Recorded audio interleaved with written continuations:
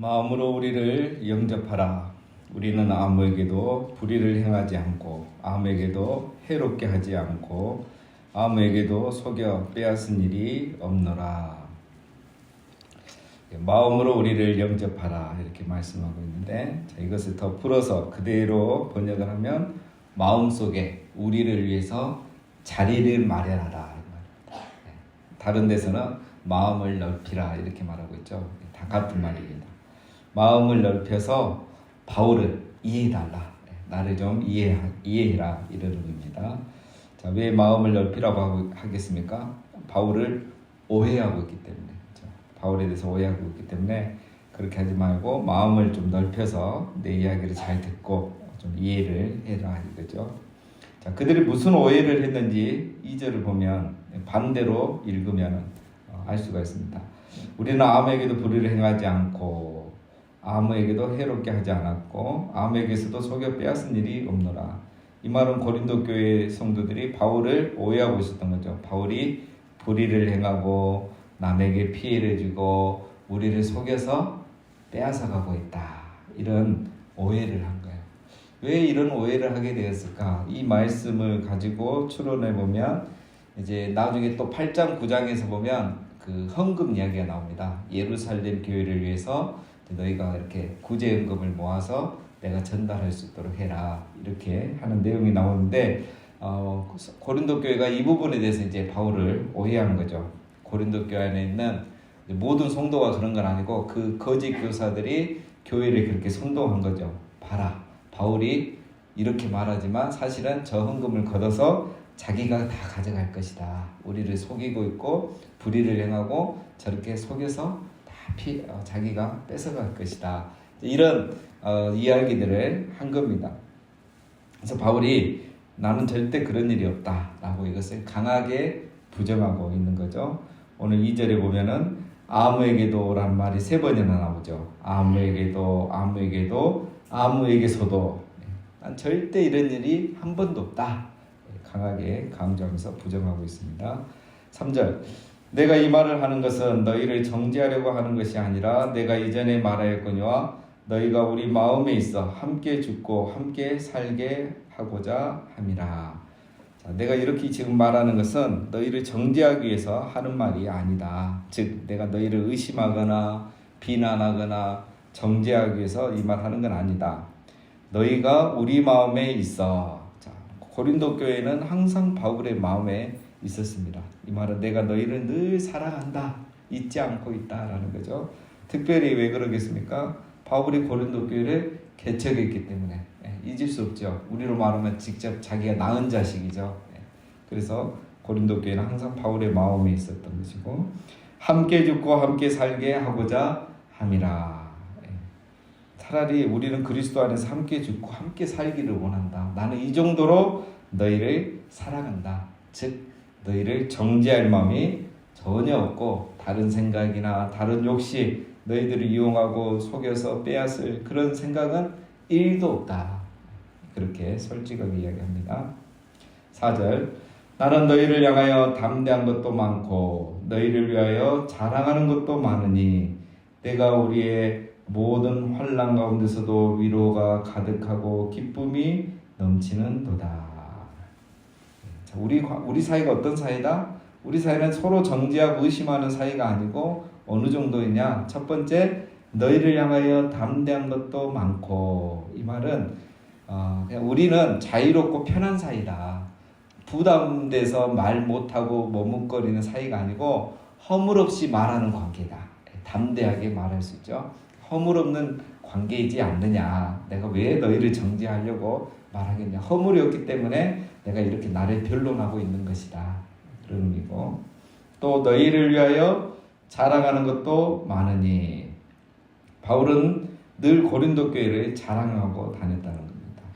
근데 이제 이해가 안 되죠. 우리는 고린도 교회는 가장 문제가 많고 시끄러운 교회였죠. 그래서 서신서도 보면 이렇게 길게, 서신서 중에 제일 길잖아요.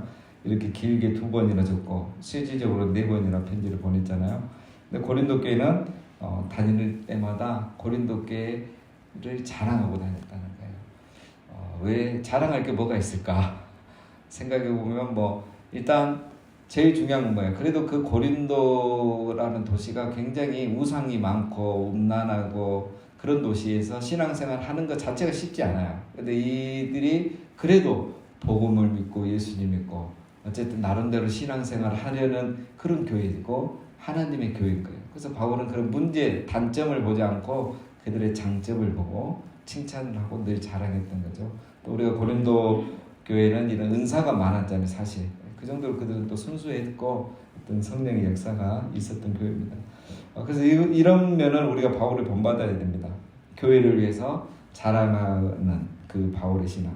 우리도 밖에 다니면 늘 교회에 대해서 이렇게 좋은 얘기를 해야 됩니다. 좋은 얘기. 다른 교회하고 비교하면서 이렇게 안 좋은 얘기를 하면 안 되고 우리 교회 장점들, 좋은 얘기를 이렇게 자랑해야 돼요. 좋은 소문은 누가 낼까요? 우리 교회 좋은 소문은 우리가 내는 거예요. 우리 교회 나쁜 소문은 그것도 우리가 내요. 남이 왜 내겠습니까? 다 우리가 내는 거지. 근데 중요한 거는 모든 소문, 이야기는 돌고 돌아서 다 들어와요. 그래서 내가 직장에 가서만 얘기해도 그 얘기가 돌고 돌아서 교회로 들어오고 이웃집 사람하고 얘기해도 그 사람이 교회 안 다녀서 비밀이 될 것 같지만 돌고 돌아서 다 와요. 세상이 좁아요. 그래서 항상 우리가 좋은 이야기 이렇게 자랑을 하는 게 좋습니다. 자, 그렇죠. 자, 세 번째는 무슨 얘기합니까? 내가 우리의 모든 환난 가운데서도 위로가 가득하고 기쁨이 넘치는도다. 바울이 환난을 많이 당했죠. 그러나 그때마다 고린도 교회를 생각하면 위로가 된 거예요. 힘을 얻은 거예요. 그 정도로 우리는 좋은 관계다. 그래서 하고 싶은 말은 뭐냐? 앞에 이제 2절처럼 내가 이렇게 말한 이유는 너희를 정죄하거나 미워해서 하는 말이 아니다. 나를 변론해서 하는 말이다. 이것을 하는 겁니다. 바울이 좀 소심남입니다, 사실. 5절을 봐도 그렇습니다. 우리가 마게도냐에 이르렀을 때에도 우리 육체가 편하지 못하였고 사방으로 환난에 당하여 밖으로는 다툼이요 안으로는 두려움이었노라. 자, 이게 이제 무슨 얘기냐면 고린도서 2장 12절에 이제 일부 이 내용이 나옵니다. 그 바울이 그 드로아로 이제 갔을 때 다시 마게도냐로 이렇게 돌아온 이야기를 지금 회상하면서 하는 얘기인데 한 줄로 적어놓으니까 이제 우리가 배경을 알면 쉽게 이해할 수 있습니다. 그 드로아는 이제 터키의 지금으로 하면 터키에서 제일 서쪽 여기 드로아에서 배를 타고 이제 다시 마게도냐로 이렇게 그리스로 넘어가는 거죠. 이 드로아는 이제 우리 그 트로이 전쟁이 있었던 그런 곳이에요. 유명한 곳이고. 자, 바울이 이제 드로아에 있을 때 디도가 고린도 교회를 방문하고 이제 드로아에 와서 바울을 만나기로 했었어요. 그런데 이 디도가 안 오는 거예요. 바울이 기다려도. 근데 고린도 교회 상황도 안 좋지. 또 자기가 가야 되는데 못 가니까 디도를 보냈는데 이 디도가 안 오니까 이 소심남 바울이 걱정이 되는 거예요. 그래서 더 못 기다리고 자기가 마게도냐로 이렇게 넘어왔어요. 마게도냐. 그러니까 지금 그리스 북쪽, 데살로니가, 빌립보 있는 이 북쪽으로 와서 기다리는데 거기서 이제 디도를 만나게 된 거예요. 거기서 디도를 만난 거죠. 근데 이제 이 5절 말씀은 뭐냐면 그 마게도냐로 다시 돌아왔을 때 내가 마음이 편하지 못했다. 왜? 사방으로 환난을 당하고 고난과 핍박이 계속 있는 거예요. 복음을 전하니까. 그리고 안으로는 두려움이 있었다는 거죠. 왜? 디도가 돌아오지 않으니까 늘 걱정이 된 거예요. 그런데 이제 나중에 어떻게 되느냐? 결국 디도를 만나게 됩니다. 마게도냐에서. 그래서 만났는데 디도가 이제 고린도 교회가 이 바울의 세 번째 서신 눈물의 편지를 받고 변화가 됐다, 회개했다, 다시 돌이켰다. 이 기쁜 소식을 듣고 바울이 이제 그 회복이 되는 거죠. 그 회복된 말이 이제 6절에 나옵니다. 그러나 낙심한 자들을 위로하시는 하나님이 디도가 옴으로 우리를 위로하셨으니. 마게도냐에서 이제 디도가 돌아와서 만난 거죠. 그래서 거기서 이제 위로를 받은 거예요. 고린도 교회가 바울의 세 번째 편지, 눈물의 편지를 받고 변화되었다. 이 소식이 들은 거죠. 자, 7절. 그가 온 것뿐 아니요 오직 그가 너희에게서 받은 그 위로로 위로하고 너희의 사모함과 애통함과 나를 위하여 열심 있는 것을 우리에게 보고함으로 나를 더욱 기쁘게 하였느니라. 그가 온 것뿐 아니요. 이 말은 디도가 안 돌아오니까 너무 걱정했는데 안전하게 돌아왔다. 그 사실만으로도 내가 너무 기뻤고, 그런데 디도가 또 무슨 소식을 가져왔습니까? 너희에게서 받은 그 위로로 위로하고, 그 너희의 위로로 위로하고, 이 위로가 뭐겠습니까? 뒤에 나오죠. 너희의 사모함.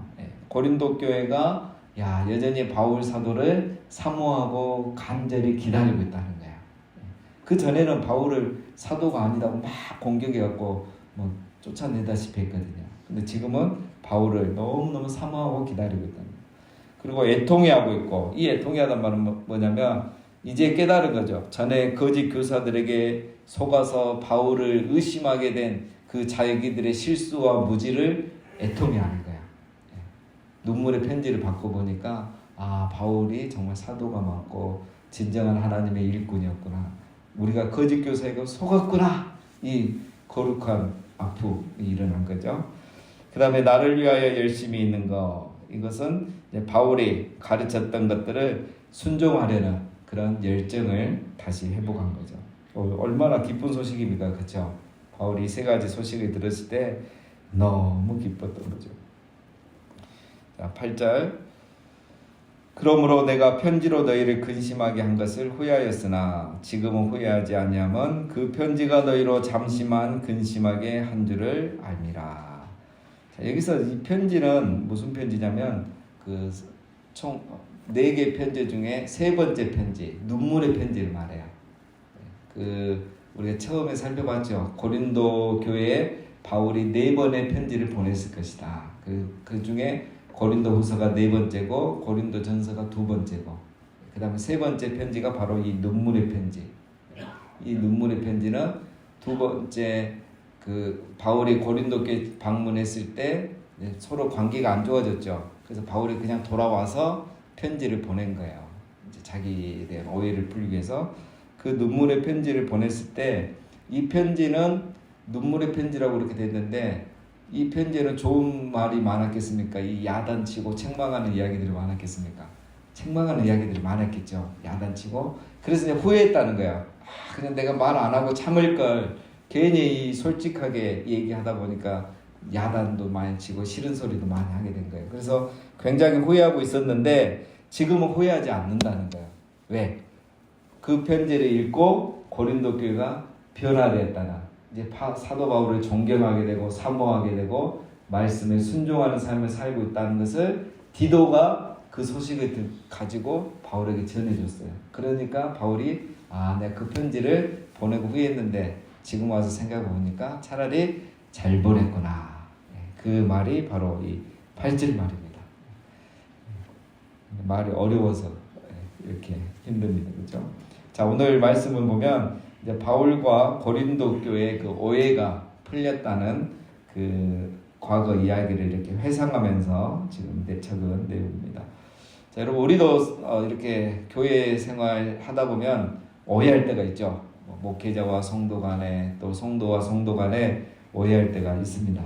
오해하게 되면 어떻게 해야 될까요? 다시는 얼굴을 안 봐야 되겠죠. 자, 오해할 때는 오해는 이제 풀어야 됩니다. 그렇죠? 오해는 풀어야 되는데 오해를 풀려면 어떻게 해야 될까요? 오해를 풀려면 맞습니다. 이해를 해야 돼요.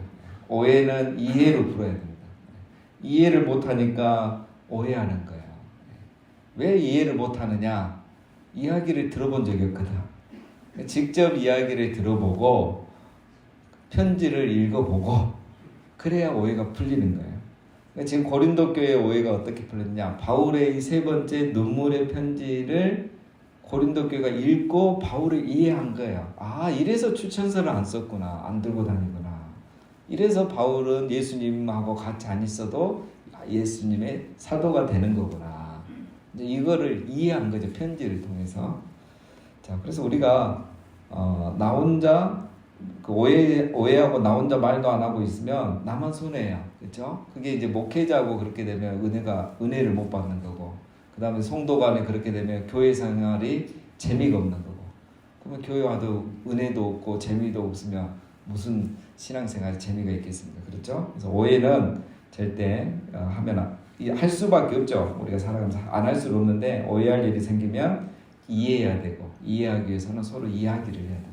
그러면 이렇게 쉽게 지금 설명합니다. 오해, 이해, 이야기 이렇게 해서 이해를 기억을 하시라는 겁니다. 예. 그래서 우리가 오해하는 사람이 있으면 일단 마음을 넓게 해서, 바울이 말하죠. 마음으로 우리를 영접하라. 너희의 마음을 넓혀라. 그래서 내가 먼저 마음을 넓히고 이해를 해서 이런 불편한 관계들이 우리가 다 풀어져서 교회 생활, 신앙 생활 늘 은혜 가운데 하시는 우리 모두가 되시기를 주님의 이름으로 축원드립니다.